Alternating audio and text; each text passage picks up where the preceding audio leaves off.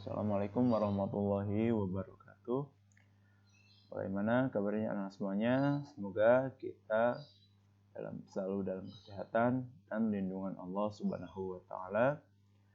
Alhamdulillah, pada kesempatan ini kita bertemu lagi dalam pembelajaran pendidikan agama Islam dan budi pekerti, yaitu pada materi surah An-Nasr dan submateri pesan surah An-Nasr. Sebelum kita mulai pembelajaran, kita berdoa bersama. Bismillahirrahmanirrahim. Rabbi zidni ilma warzuqni fahma waj'alni minas salihin. Sebelum kita masuk pada pokok pembelajaran, yaitu pesan surah An-Nasr, mari kita baca bersama-sama surah An-Nasr ayat pertama sampai dengan ayat yang ketiga.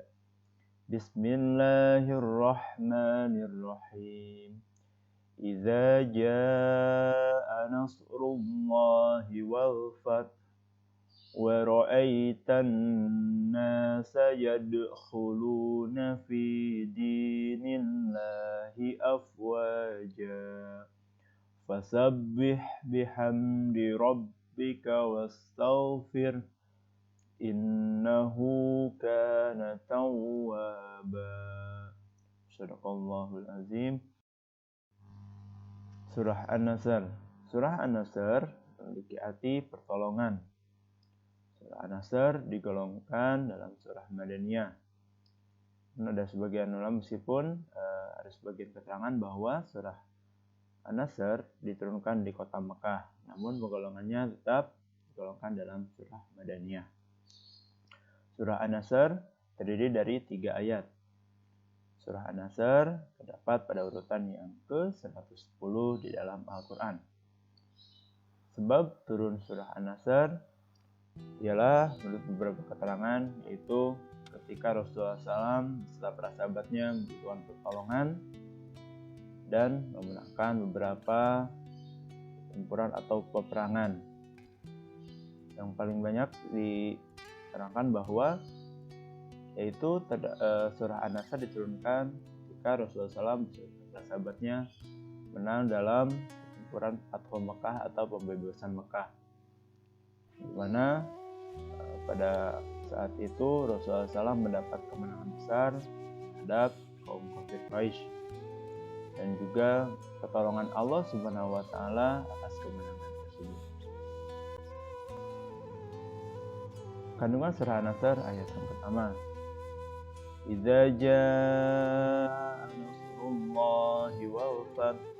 Artinya, apabila telah datang pertolongan Allah dan kemenangan. Maksudnya, pertolongan Allah dan kemenangan ini didatangkan oleh Allah, bukan kewenangan manusia. Allah yang menentukan kemenangan atau hasil apapun.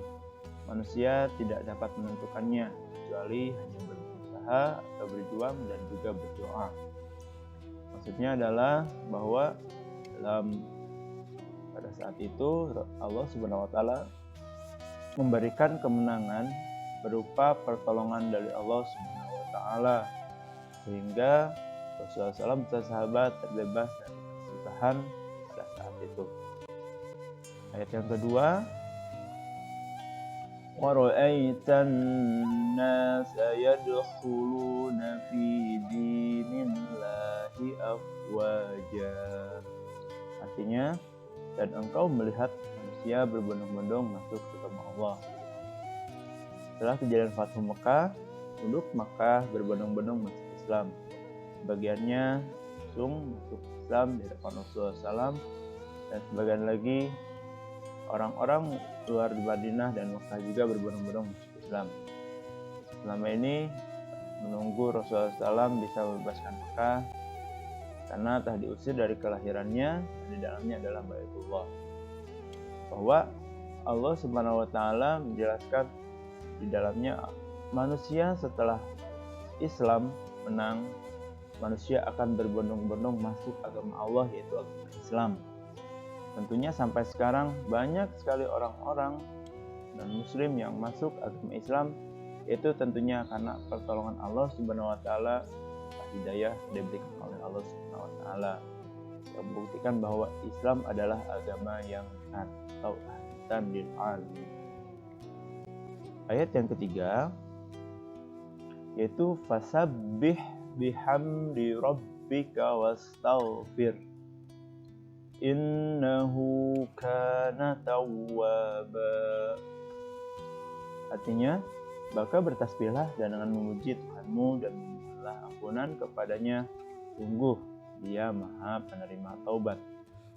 Artinya, perintah untuk bertasbih, bertahmid dan beristighfar, orang-orang beriman tidak boleh sombong, tapi tidak harus menyadari bahwa kemenangan itu datangnya dari Allah, karena Allah mendekatkan diri kepadanya dan mensyukurkannya serta bersyukur kepadanya dan memohon ampunan.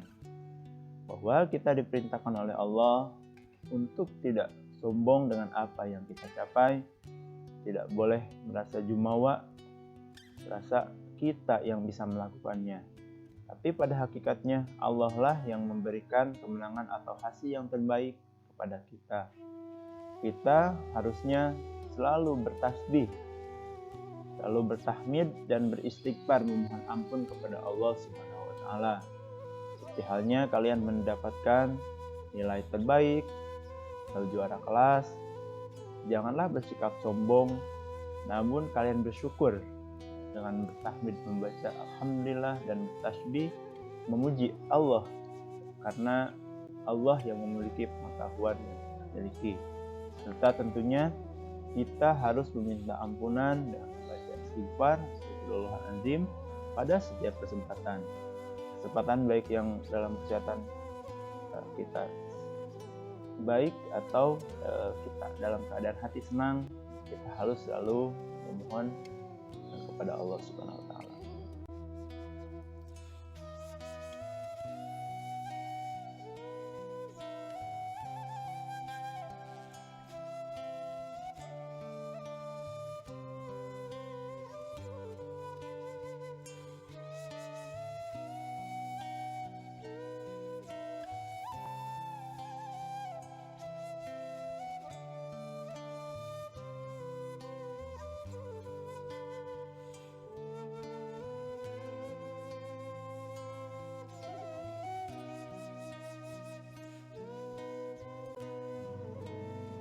Alhamdulillah, kesimpulannya ialah yang pertama, pertolongan Allah Subhanahu wa taala akan datang dan Islam akan mendapat kejayaan. Yang kedua, perintah Allah kepada orang-orang yang beriman agar bertasbih, memujinya dan meminta ampunan kepadanya dikala terjadi peristiwa yang menggembirakan. Membaca tasbih, membaca tahmid dan membaca istighfar senantiasa kita harus membacanya karena Allah pun telah memerintahkannya. Bacaan tasbih ialah subhanallah dan tahmid alhamdulillah. Bacaan istighfar yaitu astagfirullahaladzim. Kalian harus senantiasa membacanya dalam keadaan apapun, terutama dalam ketika kita bahagia atau senang.